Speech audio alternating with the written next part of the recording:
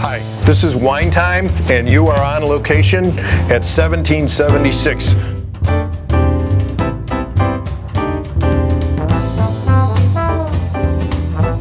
I am Andy Andresky, and today's lesson is white wine. How to taste white wine. What goes on in your mouth, what to taste in order of, this is the wines we're going to taste today. We have a Pinot Grigio. This is the order you should be tasting. Pinot Grigio, Sauvignon Blanc, Chardonnay, oaky Chardonnay, and last is a sweet wine Riesling. You want to take the Rieslings, sweet wines, and take them towards the end because it follows up your mouth, okay? The sweeter the wine, the less chance you have to taste it fully after to taste all these other ones. These represent a lot of wines that you'll see sold in the store. In fact, Chardonnay is the #1 selling white wine in the United States.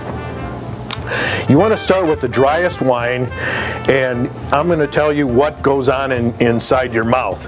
So when you pour a wine as this and you twist, now you've got the wine in the glass, and when you look down into it, you want to look down into the glass, not through the glass, and start looking at rims to see the whites and the different colors. When you first put it in your mouth, you should put it in your mouth and squeeze like you're a chipmunk. Squeeze the wine into your cheeks for a 1 count. In other words, kind of wash your mouth, and this is where you get your acid. So now, the more acid, the pain, there's a little pang. That little acid, rich acid, will tell you that the more pang it is, the better it is for food.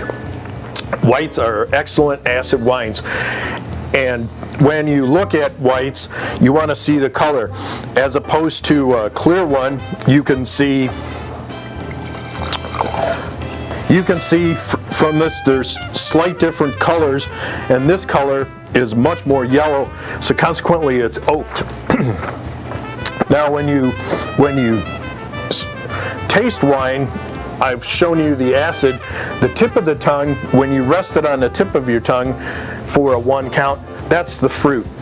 That's also where the sweet part is, and so you can get complicated here and a little confused that sweet and fruit are the same thing, but that's not true. Ripe fruit is not sweet, it's just heavy fruit. And when you see something like that and taste it, that's going to be heavier wine. So you can see from twisting and twirling this, the little legs on this is the viscosity, and you can see the drips, as opposed to a Pinot Grigio that does not have as much drip. So you're looking at more of the weight.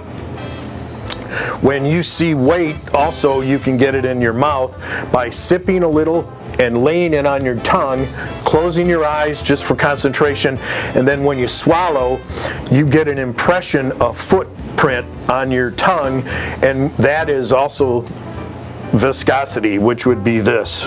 Now last, you've got the sweet wine.